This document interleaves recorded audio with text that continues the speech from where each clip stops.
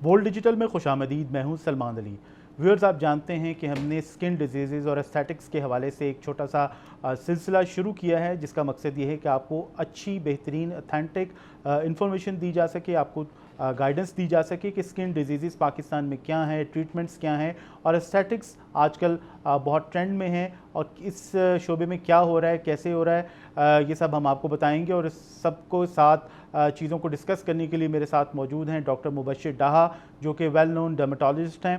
Doctor साहब, welcome to the show. Thank you very much. पहले भी हमने एक सेगमेंट किया, बड़ा ज़बरदस्त उसका रिस्पॉन्स आया, तो मैंने सोचा आपको दोबारा जहमत दी जाए।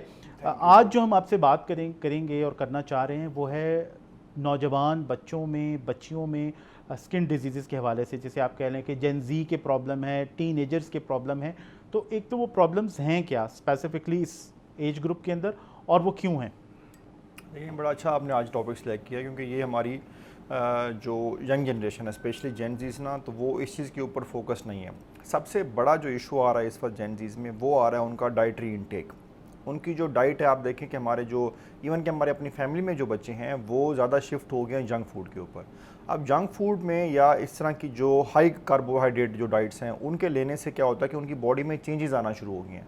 और स्पेशली लड़कियों में ये प्रॉब्लम आ गया है कि उनमें वेट बढ़ जाता है। वेट बढ़ने की वजह से उनमें हार्मोनल चेंजेस आती हैं। हार्मोनल चेंजेस होने की वजह से फिर फेस के ऊपर बाल आ जाते हैं, बाल गिरना शुरू हो जाते हैं, पिंपल्स निकल आते हैं, और साथ ये है कि उनके जो है आवाज़ भारी हो जाती है। तो ये डिफरेंट सिम्टम्स आते हैं। ये सिर्फ जो सबसे बड़ा फैक्टर इसमें रोल प्ले कर रहा है वो उनकी डाइटरी इंटेक्स है और डाइटरी हैबिट्स हैं। अच्छा, यहाँ पे यानी जो डाइटरी इंटेक्स हैं और डाइटरी हैबिट्स हैं, वो जिस तरह से आपने बताया कि फेस पे बाल आ जाते हैं, आवाज़ चेंज हो जाती है, तो ये तो लग रहा है कि ये डाइट जो है हमारी जो जिस्म के अंदर हार्मोन्स हैं उसको इफेक्ट कर रही है। बिल्कुल ऐसा ही है। जो डाइट है वो हमारी हार्मोन्स को इफेक्ट करती है। डाइट, इस तरह की डाइट लेने से क्या होता है कि वेट गेन होता है। वेट गेन होने की वजह से हार्मोनल इम्बैलेंस होता है, और वो ये जाके सारी चेंजेस करता है कि फेशियल हेयर आ जाते हैं, जो सर के बाल हैं वो गिरना शुरू हो जाते हैं। ये मैं यंग गर्ल्स की बात कर रहा हूँ। और इसी तरह से होता है कि ये आवाज़ भारी हो जाती है। तो फिर फर्दर हम ट्रीटमेंट की तरफ जाते हैं।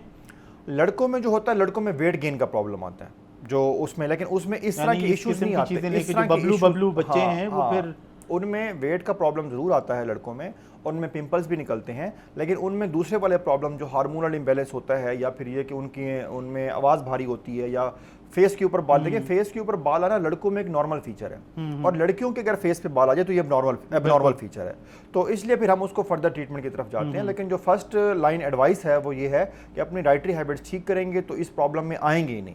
तो कोशिश करें कि प्रिवेंशन में आएँ और इस चीज़ से बचें, ताकि फर्दर ट्रीटमेंट की तरफ और फर्दर कॉम्प्लिकेशन की तरफ। अच्छा डॉक्टर साहब, आपने जिक्र किया डाइट का जिक्र किया, तो डाइट में हम ठीक है, कार्बोहाइड्रेट्स बहुत ज़्यादा जा रही हैं, प्रोटीन्स नहीं जा रही, विटामिन्स नहीं जा रहे। आम जुबान के अंदर आप कह लें कि फ्रेश फूड जो है वो नहीं ले रहा, सैलड्स नहीं खा रहे बच्चे, फ्रूट्स नहीं खा रहे, और उसके बजाय एक बहुत इंपॉर्टेंट फैक्टर है वो है यूपीएफ, यानी कि अल्ट्रा प्रोसेस्ड फूड का। ये जो अल्ट्रा प्रोसेस्ड फूड है, यानी कि डब्बों वाली चीज़ें हैं, जैसे आम जुबान में मैं कहूँ, ऐसा फूड है जो वैसे तो खाना, अगर आपने गोश्त पका लिया तो वो भी प्रोसेस हो गया, लेकिन जो पैक्ड फूड है, पैकेजिंग के अंदर अवेलेबल है, जिसके अंदर प्रिजर्वेटिव्स हो सकते हैं, जिसके अंदर हाई सॉल्ट है, जिसके अंदर हाई शुगर की जो कंटेंट है वो बहुत ज़्यादा है, ये किस तरह से इफ़ेक्ट करें? क्योंकि आजकल जो एक तो जंक फूड से हमारे जहन में ये आता है कि बर्गर खा लिए, फ्रेंच फ्राइज़ खा लिए, लेकिन इसके अलावा ये जो पैकेजिंग वाला फूड है जिसे यूपीएफ कहा जाता है, ये बहुत ज़्यादा डैमेजिंग है। इसके ज़रा बच्चों को नुकसानात बताएं कि इसके क्या नुकसानात हैं। देखें, जो डाइटरी इनटेक्स अगर सही नहीं है, और अगर प्रोसेस फूड ले रहे हैं, तली हुई चीज़ें खा रहे हैं, ज़्यादा स्पाइसी फूड्स खा रहे हैं, और साथ ही है कि इस तरह की जो जंक फूड है वो ले रहे हैं, तो जो भी फूड्स है ना, उनका इम्पैक्ट बॉडी के ऊपर वही आ रहा है जो मैंने बताया आपको, कि उसमें क्या होता है कि बॉडी का वेट गेन होता है, हार्मोनल इम्बैलेंस होता है, जिसकी वजह से ये वाले सिम्टम्स आना शुरू हो जाते हैं। लेकिन पॉइंट ये है कि जो बच्चों को रिकमेंड करने की ज़रूरत है, या फिर फैमिलीज़ को बताने की ज़रूरत है, तो कोशिश करें कि फ्रेश चीज़ों की तरफ जाएँ। फ्रेश वेजिटेबल्स लें, जूसेस लें, गोश्त लें, मीट लें, चिकन लें, सारी चीज़ें खाएं। और फिज़ी ड्रिंक्स भी इनमें आती हैं। फिज़ी ड्रिंक्स भी इन्हीं में आती हैं, कि जो चीज़ भी आपको सिंपल मैं बताता हूँ कि जो चीज़ भी वज़न गेन बढ़ाती है, तो वो सारी की सारी उसके ऊपर इम्पैक्ट डालती है। और फिर होता क्या है कि फिर जब हमारे पास लोग आते हैं, फॉर एग्जांपल सबसे ज़्यादा मेरे पास क्लाइंट्स आते हैं कि जी फेस के ऊपर लेज़र हेयर हो गए हैं तो उसके लिए लेज़र कर दें, तो हम फिर क्या करते हैं कि लेज़र के साथ फिर हम उनके साथ ये वाली चीज़ भी एड्रेस करते हैं और किसी एंडोक्राइनोलॉजिस्ट के पास या किसी गायनेकोलॉजिस्ट के पास रेफर करके साथ ये वाला ट्रीटमेंट स्टार्ट कराते हैं, ताकि दोनों को एड्रेस होगा तो उसके रिजल्ट्स बेहतर आएंगे। अगर हम लेज़र करते रहे फॉर एग्जांपल और रूट कॉज को एड्रेस नहीं करते, तो जो हम रिजल्ट्स अचीव करना चाह रहे हैं फेशियल हेयर ग्रोथ को कम करने के लिए, वो हम प्रॉपर्ली अचीव नहीं कर पाएंगे। लेकिन डॉक्टर साहब इसके ऊपर जो एक आजकल एक और फिनोमेना है, वो हम माहौलियाती तब्दीलियों की बात करते हैं, क्लाइमेट चेंज की बात करते हैं, पोल्यूशन की बात करते हैं। डेफिनेटली बच्चे बच्चियां बाहर जाते हैं, यूनिवर्सिटीज़ में जाते हैं या जॉब्स पे जाते हैं, स्कूल्स कॉलेजेस वगैरह में जाते हैं, तो वो इन्वायरमेंट में एक्सपोज भी होते हैं, जिसके अंदर आपको पता है कि आजकल कहा जाता है कि यूवी इंडेक्स बहुत ज़्यादा है, आपको सन ब्लॉक्स लगाने चाहिए। तो जो इस किस्म की चीज़ें हैं, यानी कि जो एनवायरमेंटल फैक्टर्स हैं, वो किस हद तक इसके ऊपर असरअंदाज होते हैं? क्योंकि लड़कों से या बच्चों से, इवन बच्चियों से भी हम तो यही तवक्को करते हैं, और हमने बचपन में भी देखा है कि स्कूल जाते हैं, कॉलेज जाते हैं, उसके बाद सब आके कोई ना कोई जोर दिया जाता है, इवन स्कूल्स में भी, यूनिवर्सिटीज़ में भी, कि आपको कोई ना कोई फिजिकल एक्टिविटी करनी चाहिए, स्पोर्ट्स में जाना चाहिए, कोई कम से कम वॉक कर लें, जॉगिंग कर लें। तो जब ये सब चीज़ें होंगी तो आप एनवायरनमेंट में एक्सपोज तो होंगे। बिल्कुल ऐसा ही है, और ये सारी हेल्दी एक्टिविटीज़ हैं। अब पॉइंट ये है कि जो हमारी स्किन है, स्किन हमारी बॉडी का सबसे outer organ of the body है, और सबसे बड़ा ऑर्गन भी बॉडी का स्किन ही है। 60% ऑफ द बॉडी ऑर्गन जो है वो स्किन है। अब जो ये हमारे इन्वायरमेंटल फैक्टर्स हैं, जिनमें आपने सारी मेंशन किया है कि जी उसमें सन रेज भी आती हैं, उसमें पोल्यूशंस भी आती है, उसमें डिफरेंट और पोलन्स भी आते हैं, काफ़ी सारी चीज़ें आती हैं, जिससे क्या होता है कि स्किन ही एक्सपोज होती है। पहले स्किन को टच करते हैं, फिर अदर पार्ट्स ऑफ बॉडी पे, फॉर एग्जाम्पल अगर इनहेल किया तो फिर अंदर जाएंगे, अदरवाइज तो डायरेक्ट कॉन्टैक्ट में स्किन के साथ आ रहे होते हैं। अब जो सबसे बड़ा डैमेजिंग फैक्टर है हमारी स्किन के लिए, वो सन रेज हैं। सन रेज में अल्ट्रावायलेट रेज होती हैं, जो कि स्किन में दो बड़ी चीज़ें कॉज करती हैं, वो मैं आपको एक्सप्लेन करता हूँ। एक तो ये है कि स्किन के ऊपर पिगमेंटेशन कॉज करती है। अक्सर आपने देखा होगा कि जो लोग धूप में ज़्यादा बाहर जा रहे होते हैं, उनकी स्किन टैन होना शुरू हो जाती है, आम जुबान में काले हो जाते हैं, सांवले हो जाते हैं। दूसरा ये होता है कि उनके फेस के ऊपर छाया बन जाती हैं, पिगमेंटेशन हो जाती है। ये भी एक बहुत बड़ा फैक्टर है। अक्सर हमारे पास क्लाइंट्स आ रहे होते हैं, तो पिगमेंटेशन, छाया, जो कलर का सांवला होना, वो सारे फैक्टर जो है उसकी रीज़न सन रेज है। सन रेज में अल्ट्रावायलेट रेज होते हैं, जो कि स्किन की हेल्थ को डैमेज करती हैं। लेकिन फिर हम सन को कैसे अवॉइड कर सकते हैं पाकिस्तान जैसे मुल्क? सन को अवॉइड करना ज़रूरी नहीं है, सन में प्रोटेक्शन करना ज़रूरी है। सन ब्लॉक यूज़ करें आप, और रेगुलर बेसिस पे यूज़ करें। और दूसरी बात है कि जब आप बाहर जा रहे हैं तो कोशिश करें कि डायरेक्ट सन रेज आपके फेस के ऊपर ना पड़े, को अम्ब्रेला ले लें, वो कवर कर लें। जिस तरह से लोग बाइक पे जा रहे होते हैं तो उसको फेस को कपड़े से ढाँप लें, हेलमेट यूज़ कर लें। तो ये सारी मैयर्स जो हैं, ये आपके फेस को डायरेक्ट उससे एक्सपोजर से बचाती हैं, और डायरेक्ट उसके जो डैमेजिंग इफेक्ट्स आ रहे होते हैं उससे बचाती हैं। एक फैक्टर ये है कि वो टैनिंग करता है या पिगमेंटेशन करता है, छाया बन जाती हैं। दूसरा ये है कि आपकी स्किन की इलास्टिसिटी लूज होती है, और स्किन के ऊपर एजिंग साइन आना शुरू होते हैं, स्किन के ऊपर रिंकल्स बन जाते हैं। आप अक्सर देखें कि जो लोग ज़्यादातर धूप में काम करते हैं तो उनमें जल्दी एजिंग साइन आ जाते हैं। उनके अगर एज फॉर एग्जाम्पल 30 है, 35 है, तो वो 50-55 के करीब लग रहे होते हैं, अपने फेशियल एक्सप्रेशन की वजह से या अपने फेशियल लुक की वजह से। तो इसलिए जो रिकमेंडेड है वो ये है कि जब भी सन में जाएं तो कोशिश करें कि एक तो डायरेक्ट सन रेज आपके फेस के ऊपर ना आए, दूसरा ये है कि आप रेगुलर सन ब्लॉक यूज़ करें, तीसरा ये है कि अगर आप ज़्यादा देर सन में हैं, आपने एक दफ़ा सन ब्लॉक लगा लिया और आपने 3 से 4 घंटे धूप में रहना है, तो फिर कोशिश करें कि दोबारा सन ब्लॉक अप्लाई करें, क्योंकि सन ब्लॉक की सन रेज को या अल्ट्रावायलेट रेज को ब्लॉक करने की एक सर्टन कैपेसिटी होती है, जो कि कुछ टाइम के बाद लूज होना शुरू हो जाती है। अच्छा, मैं आपसे ब्रांड तो नहीं पूछूंगा डेफिनेटली, तो किस किस्म का सन ब्लॉक जो है वो क्योंकि पाकिस्तान के अंदर भी आप देखें from Gilgit to Karachi different किस्म के एटमॉस्फेयर हैं, डिफरेंट किस्म का वेदर है, डिफरेंट किस्म की लोकल सिचुएशन है, तो आप ओवरऑल पाकिस्तानियों के लिए कौन सा या किस किस्म का सन ब्लॉक जो है वो रिकमेंड करते हैं? देखिए, मैं सादा ज़बान में समझाऊँ, एक तो ये कि जो हिली एरियाज़ में लोग रहते हैं, नॉर्दर्न एरियाज़ में रहते हैं, वो समझते हैं कि वो ठंडे इलाके में रहते हैं तो उनको सन ब्लॉक की ज़रूरत नहीं है। लेकिन इंटरेस्टिंग चीज़ ये है कि उन एरिया में सन बनने के चांसेस ज़्यादा होते हैं, यूवी ज़्यादा है, यूवी ज़्यादा है। रीज़न ये है कि they are more near to sun, वो हाई अल्टीट्यूड एरिया में होते हैं, जिसकी वजह से वो सूरज के करीब होते हैं, और उनमें जो सन रेज के इफेक्ट आते हैं, डैमेजिंग इफेक्ट आते हैं, ज़्यादा आते हैं। तो इसलिए उनको भी सन रेज की जरूरत है। इवन के जब स्नोफॉल हो रही होती है तब भी सन ब्लॉक की जरूरत होती है। हाँ जी, स्नोफॉल में ज़्यादा होती है, क्योंकि स्नो पे पड़ के सन रेज रिफ्लेक्ट होती हैं, दोबारा फेस के ऊपर आती हैं, तो डबल एक्सपोज हो जाते हैं आप। तो पॉइंट ये है कि जब आपने जो सवाल किया वो ये कि आप पाकिस्तान के हिसाब से बताएं, तो पाकिस्तान के हिसाब से अगर 60 and above sun protection factor है, जो भी सन ब्लॉक आप परचेज करते हैं उसमें देखते हैं कि SPF लिखा होता है, सन प्रोटेक्शन फैक्टर, वो अगर 60 एंड अबव है तो दैट्स ओके। और दूसरी बात यह है कि सन ब्लॉक की भी फिर दो टाइप्स हैं आगे। एक यह है कि जिन लोगों के फेस के ऊपर पिंपल्स निकलते हैं, दाने निकलते हैं, तो उनके लिए सन ब्लॉक अलग है, वो सीबम कंट्रोल सन ब्लॉक हम देते हैं। अगर वो वाला यूज़ नहीं करेंगे और नॉर्मल सन ब्लॉक यूज़ करेंगे तो उनके फेस के ऊपर पिंपल्स मजीद बढ़ जाएंगे और ज़्यादा हो जाएंगे। तो इस चीज़ का भी खास ख्याल रखना है कि सन ब्लॉक कोशिश करें कि डॉक्टर से रिकमेंड करवा लें। अगर डॉक्टर से रिकमेंड नहीं भी करवा सकते, फिजिबल नहीं है, तो फिर वो वाला सन ब्लॉक यूज़ करें आपकी स्किन को जो सूट कर रहा हो। और जिनकी ऑयली स्किन है वो किसी भी शॉप पे जाएं तो उनको बताएं कि सीबम कंट्रोल सन ब्लॉक चाहिए। सीबम कंट्रोल सन ब्लॉक जिस मर्जी ब्रांड का लें आप, लेकिन सीबम कंट्रोल होना चाहिए उन लोगों के लिए जिनके फेस के ऊपर पिंपल्स निकलते हैं या जिनके फेस की स्किन ऑयली है। अच्छा, इसमें एक और चीज़ भी है जो कि क्योंकि हमारे आजकल जो बच्चे हैं, टीनेजर्स हैं, जेंजी हैं, वो सोशल मीडिया पर बहुत ज़्यादा टाइम गुजारते हैं। और सोशल मीडिया पर आपको पता है कि तरह तरह की दुकानें जो हैं वो खुली हुई हैं, मुख्तलिफ़ अक़साम के। मैं ये नहीं कह रहा कि सब गलत हैं, डॉक्टर्स भी अवेलेबल हैं, स्किन ट्रीटमेंट्स के भी टोटके भी आते हैं, चाहे वो मुख्तलिफ़ सोशल मीडिया प्लेटफॉर्म्स हों, टिकटॉक हो, यूट्यूब हो, इंस्टा हो, हर जगह से लोग कुछ ना कुछ जो है वो पिक कर लेते हैं। ये जो एक सेल्फ तशख़ीस है, इसको आप किस तरह से देखते हैं? कि आप किसी का भी आपने टोटका देखा, किसी फिल्म स्टार का, किसी फिल्म एक्टर का, किसी सेलिब्रिटी का आपने देखा और उसको अपने ऊपर आजमाना शुरू कर दिया?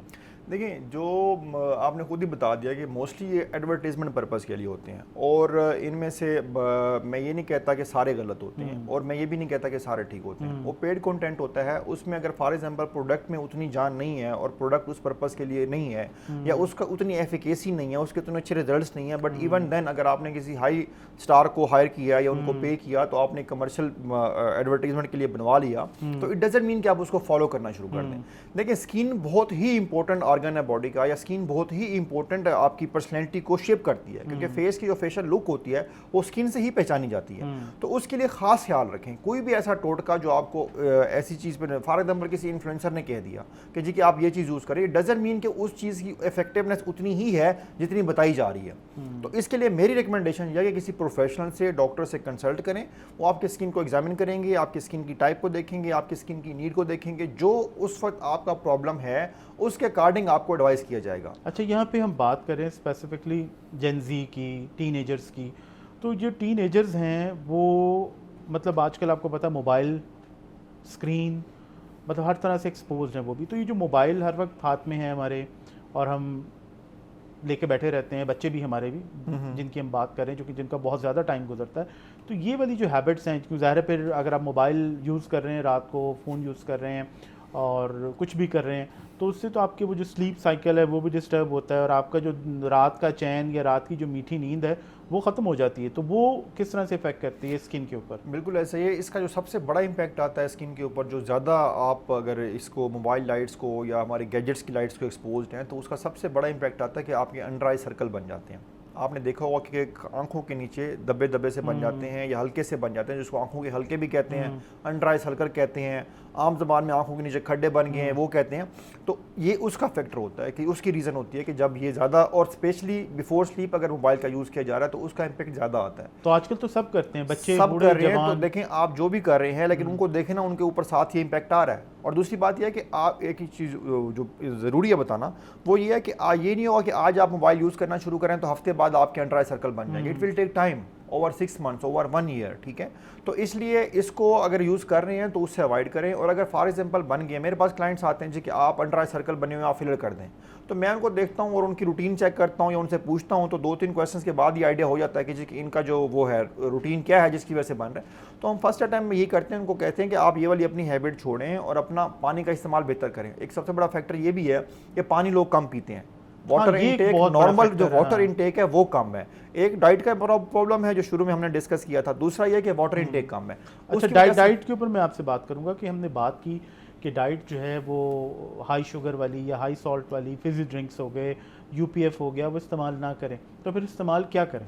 लेकिन जो इस्तेमाल करना है आपने वो फ्रेश जूसेस यूज़ करें, फ्रेश वेजिटेबल, डब्बे के नहीं फ्रेश जूसेस, डब्बे के भी फिर उसी में आ जाएगा, उसी जो प्रोसेस वाली आपने आपने मेंशन किया तो उसमें आ जाएगा। जो यूज़ करना है वो आपने फ्रेश वेजिटेबल्स, फ्रेश जूसेस, आप मीट लें, बीफ लें, चिकन लें, जो भी हमारी हेल्दी डाइट्स है वो लें। और इवन के घरों में जो लोग रूटीन में घर में खाना खाते हैं उनको आइडिया है कि हम लोग रूटीन में किस तरह से कुकिंग करते हैं और किस तरह से खाना खाते हैं। मैं बिल्कुल मना नहीं कर रहा कि जी कि आप बिल्कुल खाना छोड़ दें, लेकिन ज़्यादा खाना छोड़ दें। अगर वंस इन अ वीक आप कोई चीज़ यूज़ कर लेते हैं, पिज़्ज़ा खा लेते हैं, बर्गर खा लेते हैं, तो इट्स फाइन। लेकिन अगर आप 4 टाइम्स अ वीक लेते हैं तो वो फाइन नहीं है, वो फिर आपकी बॉडी में चेंजेस लाना शुरू कर देगा। और साथ ही है कि जो आप मेंशन कर रहे थे कि फिजिकल एक्टिविटी के ऊपर फोकस करें। अगर आपका डाइटरी इनटेक थोड़ा ज़्यादा भी है, for example as per your body need, आपकी बॉडी को जो डाइट चाहिए उससे ज़्यादा आप ले रहे हैं, तो अगर आप फिजिकल एक्टिविटी कर रहे होंगे तो वो बर्न होती जाएगी, साथ साथ वो यूज़ होती जाएगी, अदरवाइज वो बॉडी में स्टोर होगी। जब बॉडी में स्टोर होगी तो फिर इवन के ये भी प्रॉब्लम होता है कि लोग आजकल प्री डायबिटिक भी हो रहे हैं। रीज़न भी, हाँ, ये भी इशू आ रहा है, उसकी वजह भी यही बन रही है कि जो उनकी डाइटरी हैबिट्स हैं वो ठीक नहीं है। अच्छा, स्किन के हवाले से हमारे पास आजकल बहुत, वंस अगेन सोशल मीडिया से हम बहुत इन्फ्लुएंस्ड होते हैं, सुपर फूड्स का बहुत ज़्यादा जिक्र आता है कि सुपर फूड्स जो हैं वो लेने चाहिए। तो स्किन के ऊपर या हमारी ओवरऑल डाइट को बेहतर करने के लिए कौन से ऐसे सुपर फूड्स हैं जो आप रिकमेंड करते हैं? देखिए, सुपर फूड्स बड़ी सादा सी हैं कि आप सब्जियां खाएं, जूसेस पिएं, और जो हमने हेल्दी डाइट की बात की है, ढूंढ कर मुश्किल चीज़ें निकालते हैं। लेकिन मुश्किल ज़िंदगी को अगर मुश्किल करेंगे तो वो बड़ा मुश्किल हो जाएगा। हम जो आजकल चीज़ें आसान है उसको रिस्ट्रिक्ट करने की तरफ जा रहे हैं कि बर्गर खाना बड़ा आसान है, पिज़्ज़ा खाना बहुत आसान है, जंक फूड खाना बहुत आसान है, हम उससे मना कर रहे हैं। और साथ अगर उसको दूसरी तरफ जो हेल्दी डाइट है उसको मुश्किल कर देंगे तो फिर तो मतलब ये है कि मुश्किल हो जाएगा बच्चों के लिए। तो जो सिंपल चीज़ें हैं कि घर का खाना खाएं और घर की चीज़ें इस्तेमाल करें खाने के लिए स्पेशली, और प्रोसेस फूड ना खाएं, जंक फूड कम खाएं। और साथ लेकिन ये तो पेरेंट्स को भी बहुत इजी होता है, बच्चों को बर्गर पकड़ा दिया, पिज़्ज़ा पकड़ा दिया, नगेट्स दे दिए, तो ये तो फिर अम्मी अब्बू की भी मुश्किल हो जाएगी। ये बिल्कुल मुश्किल हो जाएगी, लेकिन मैं आपको बता रहा हूँ ना कि उसके साइड इफेक्ट्स आ रहे हैं। अब लोग इस चीज़ को रियलाइज़ कर रहे हैं। अब देखिए, हमारे पास अगर एक क्लाइंट आ रही है जिसकी उम्र 20 साल है और उसका वजन उसकी बॉडी से ज़्यादा है और उसके फेस के ऊपर हेयर ग्रोथ शुरू हो चुकी है, तो देखें पेरेंट्स उस वजह से भी वरिड है कि जब बच्चियों का इस तरह के प्रॉब्लम आना शुरू होते हैं, हार्मोनल इम्बैलेंस होना शुरू हो जाता है, आगे फिर फर्दर उसमें प्रेगनेंसी में प्रॉब्लम आना शुरू हो जाते हैं, तो इसलिए पेरेंट्स आर वरिड। अब उनको थोड़ी सी इस चीज़ का एहसास भी हो रहा है। हमारे पास जो क्लाइंट्स आते हैं हम उनको समझाते हैं, बातें पूरी डिटेल बताते हैं, तो वो इस चीज़ से एग्री करते हैं। और वो फिर होता क्या है, जो नॉर्मली मेरा एक्सपीरियंस है वो ये है कि पेरेंट्स आर एग्रीड, विलिंग, और साथ बच्चा सामने बैठा होता है या बच्ची सामने बैठी होती है, उसको कहते हैं कि सुने डॉक्टर साहब क्या कह रहे हैं, आप हमारी बात नहीं मानते। पेरेंट्स मोस्टली इसी बात पे विलिंग होते हैं कि इनको घर का खाना खिलाएं, लेकिन बच्चे बाजिद होते हैं क्योंकि बाहर जा रहे हैं, दोस्तों के साथ जा रहे हैं, बाहर आउटिंग कर रहे हैं, या फिर आपने वैसे भी ऑर्डर कर दिया और होम डिलीवरी मंगवा ली, तो उससे उसके ऊपर हम लोग उनको काउंसल करते हैं, उनको समझाते हैं कि आप इस तरह करने से ही ये प्रॉब्लम आ रहा है। फॉर एग्जाम्पल, सबसे बड़ा प्रॉब्लम हमारे पास लोग आते हैं कि जिनके फेस के ऊपर एक्नी ज़्यादा होती है, पिंपल्स बन जाते हैं। अब आप देखें, जो हमारी लड़कियां हैं, यंग गर्ल्स हैं, जेनजीज हैं, इवन के थोड़ा सीनियर भी हैं, वो ख़वातीन are more concern about their beauty, और फेस के ऊपर अगर पिंपल्स आ जाए तो वो बहुत परेशान हो जाती हैं। तो फिर हम उनको समझाते हैं कि जी पिंपल्स आने के लिए हम ट्रीटमेंट तो दे रहे हैं, लेकिन अलॉन्ग साइड आपने ये ख्याल भी करना है, अगर आप नहीं करेंगे तो हमारे ट्रीटमेंट का इफेक्ट वो नहीं आएगा जो हम एक्सपेक्ट कर रहे हैं। आपके ये पिंपल्स नहीं ठीक होंगे, फिर साथ ही पिंपल्स नहीं ठीक होंगे तो फिर आप स्कार्स बन जाएंगे, इसका परमानेंट आपके फेस के ऊपर जो है पिगमेंटेशन हो जाएगी। तो उस चीज़ से फिर जब उनको समझाते हैं तो फिर दे कम टू द पॉइंट कि हाँ ठीक है जी, कि हम उस चीज़ से भी अवॉइड करेंगे, मेडिसिन भी लेंगे, और बहुत अच्छा रिस्पॉन्स आता है। लेकिन पॉइंट ये है कि ये बात उनको समझाने की ज़रूरत है, they are taking it normal. जिस तरह हम लोग अपनी एज में हम लोग घर का खाना खाते हैं और हम इसको नॉर्मल लेते हैं, तो आजकल की जो जेनजीज हैं वो बाहर से खाना खाना क्वाइट नॉर्मल लेते हैं उसको, एंड दे डोंट इवन कि उसको एक्सपेक्ट भी नहीं करते कि इस चीज़ के क्या साइड इफेक्ट आएंगे उनकी हेल्थ के ऊपर। व्यूअर्स, आपने डॉक्टर साहब की बातें, इसमें आज का हमारा जो मेन फोकस था वो फोकस था जेनजी या जो टीनेजर्स हैं उनके स्किन प्रॉब्लम्स के ऊपर। उसमें बच्चे हों, बच्चियां हों, सब जंक फूड की बदौलत या यूपीएफ की बदौलत तरह तरह की डिजीज़ का शिकार हो रहे हैं। तो उससे सबसे बचने के लिए ज़रूरी है कि आप जो एहतियाती तदाबीर हैं, सन ब्लॉक का इस्तेमाल है, वाटर इनटेक है, वो ज़्यादा से ज़्यादा करें, और उसके साथ जो सबसे इंपॉर्टेंट चीज़ है वो है आपकी डाइट को कंट्रोल करें, हेल्दी खाएँ, अच्छा खाएँ और फ्रेश खाएँ।